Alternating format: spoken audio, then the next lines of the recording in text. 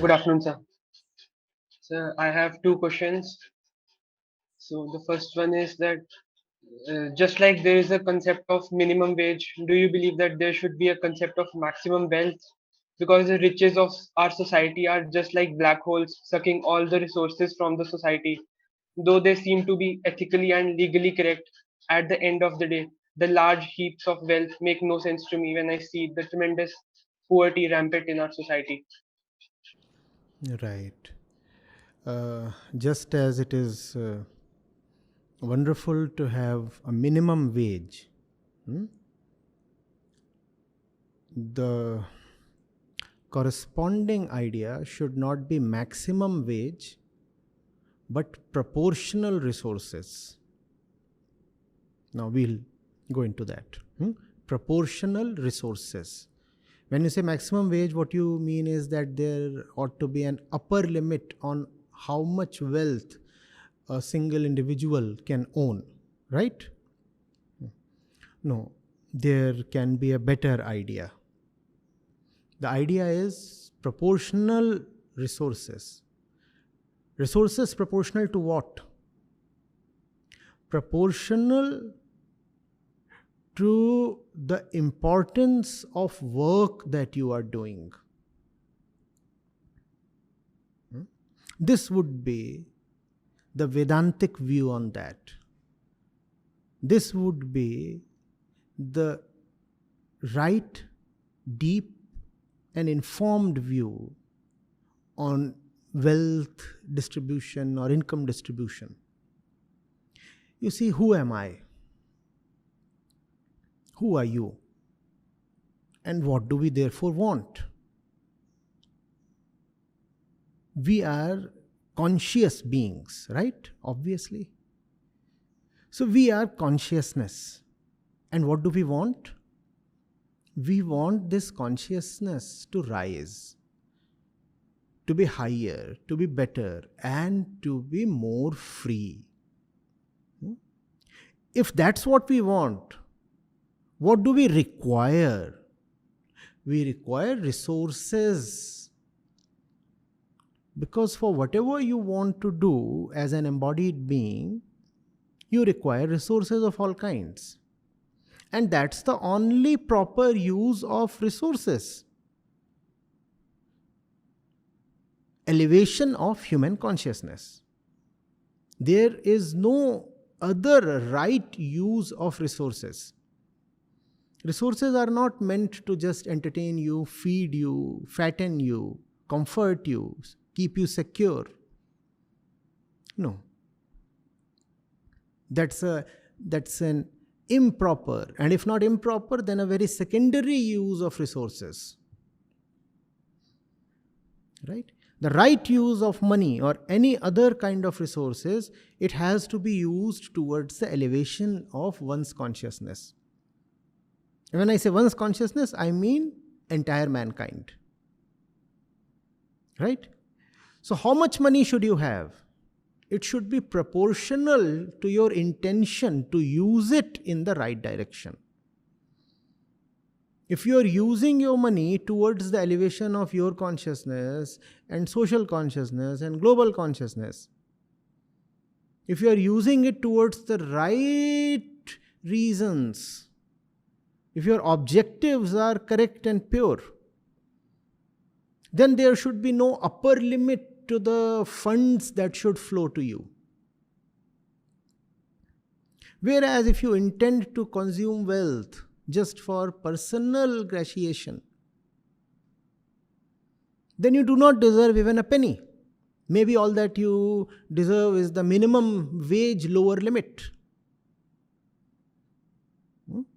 Yes, there ought to be a lower limit to how much a person gets. Because the body, just for its basic sustenance, requires certain resources. So that much everybody is entitled to. And that much should be assured to everybody. So the lower limit should definitely be there. But beyond the lower limit, the law of proportional entitlement should come into play. How to do that? That's another question.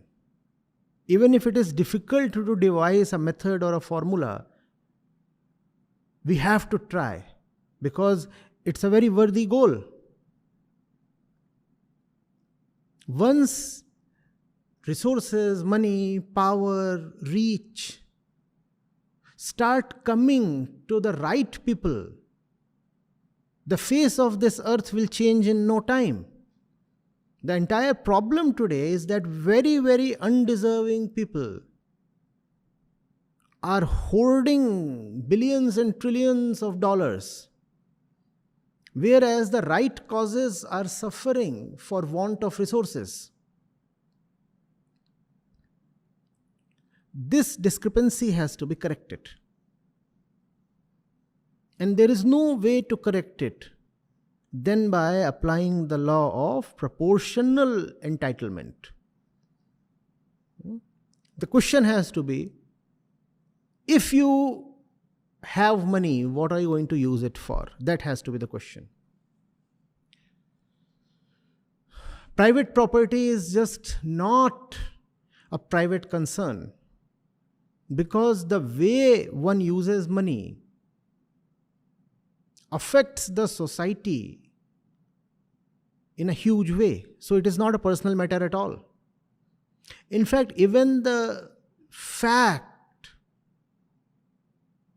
of the name of the person who has money affects society in a big way. What if you know that a scoundrel is a greatly rich person? What impact does that have on everybody who has this knowledge? A youngster knows that a rascal has $1 billion. What are you now pushing that youngster to become? Another rascal? No. So money is not just a private matter. And remember, money can move a lot. Money has a lot of power, it moves things. If money is in the wrong hands, you know the kind of things it will move and in the direction it will move. Therefore, the very concept of private property has to be re-examined in the light of consciousness, in the light of the basic human requirement. When we do not know who we are, then we come up with such shallow concepts like private property. But once you know that you are not just the body, but actually a suffering consciousness within, then you know that consciousness has no direct use for money. The body may have some use for money. Well, you can eat food, you can buy clothes, you can buy a house. All that is mostly for the body.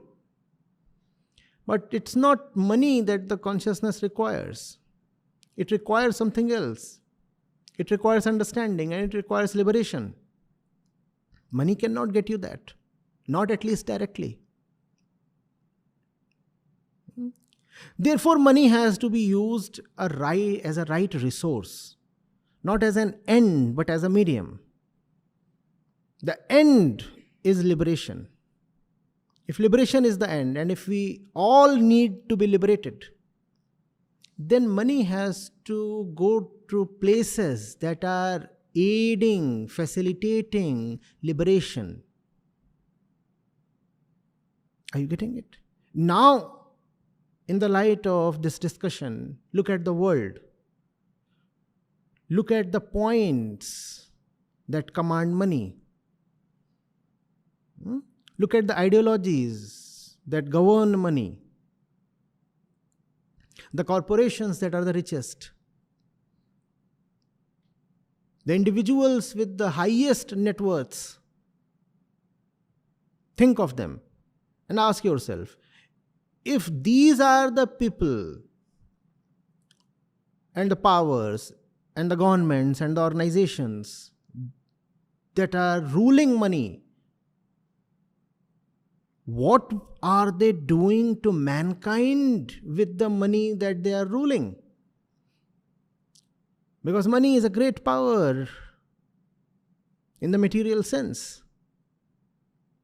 Who should have that power? A dimwit who does not know whether he is speaking from his brain or his hormones, his intellect, his consciousness, or just his instincts, animal instincts? Should this kind of a person be allowed to have tremendous money? Remember, it's not his personal matter. We need to reiterate that. It's not his personal matter, it affects all of us. With that money, he will definitely do things that push all of us deeper into darkness and ignorance. So why should he be allowed to have that much money?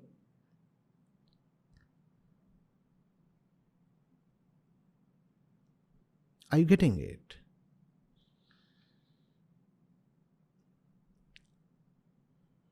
Only truth should have power. The So problem like is, these, huh?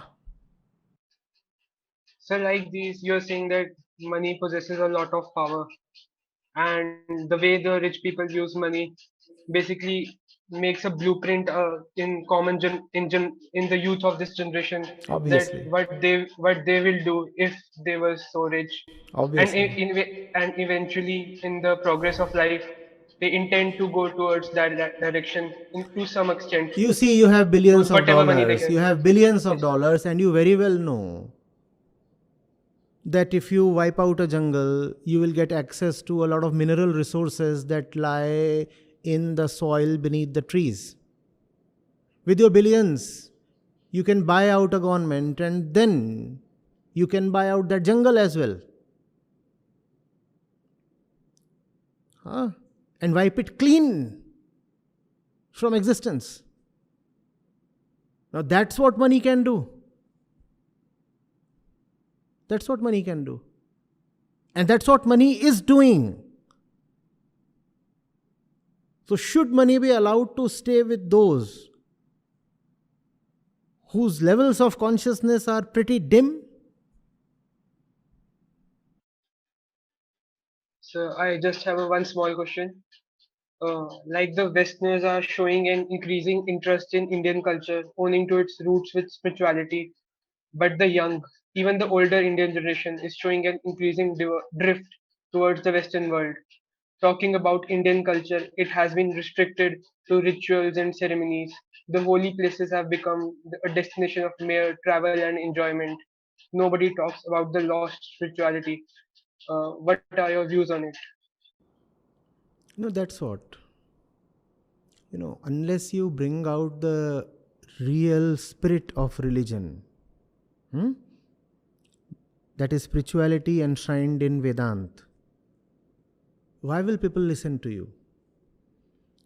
The West, over the last few decades, has leaned towards spirituality because it is picking up only the pure spiritual part of religion. When Westerners come to India, do they come to participate in our hollow rituals? No, they don't. When you talk of the Indic impact on the West, what is it that the West values and is influenced by? It is Advait, non duality, nothing else. The West, the intellectuals, don't give a damn about all the superstitions and beliefs and nonsense that we carry in the name of Hindu religion. They're not bothered.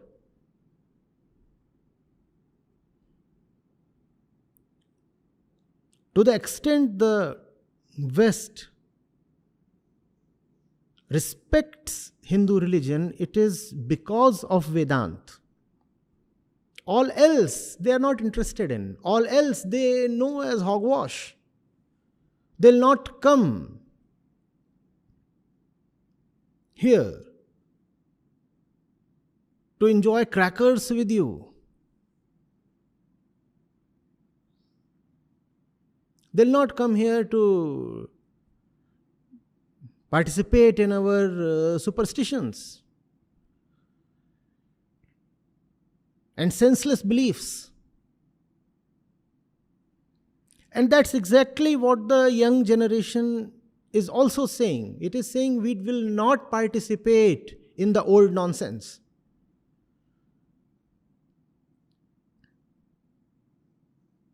But if you can bring Vedanta to them, they will be interested, just as the Westerners are interested. And that's the only way the Hindu religion is going to move ahead. If the Sanatan stream has to have a future, that future lies in Vedanta. All else will very soon become the debris of time.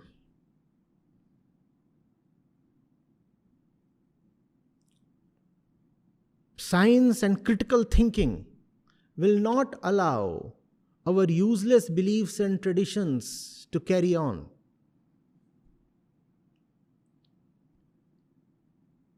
The new generation has effectively already jettisoned religion, because the form of religion that has been displayed to them is actually worthy of being jettisoned. Most young people today do not want to have anything to do with religion. 8 out of 10, I would say, or 9 out of 10. And the remaining ones who still talk of religion are the ones who believe in archaic values and are with religion for the sake of personal aggrandizement. The ones who chant slogans on the streets and raise a big hue and cry and troll people in the name of religion. So you are seeing these two parallel trends. One, the big majority of the young population is clearly weaning away. And the ones who are remaining with religion are remaining as bigots.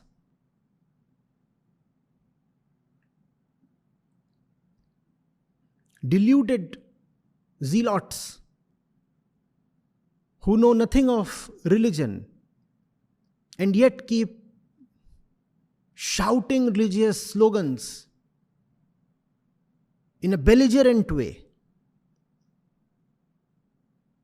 For them, religion is something that you feed to your ego so that it becomes bigger.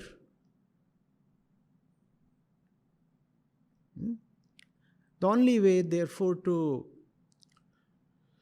keep youngsters in the religious fold is by introducing Vedanta to them. And that is not about keeping Vedanta alive, that's about keeping those youngsters alive. Every single conscious being needs Vedanta. You're not even a proper human being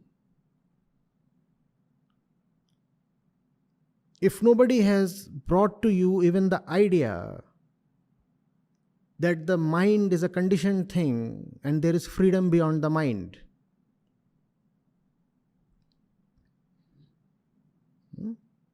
If you do not know of your own conditioning, then you are an animal, driven by just the biological instincts and desires. So all youngsters, not only Indian, not only Hindu, all youngsters need Vedant. And a great mission is needed. A great demonstration of collective energy is needed.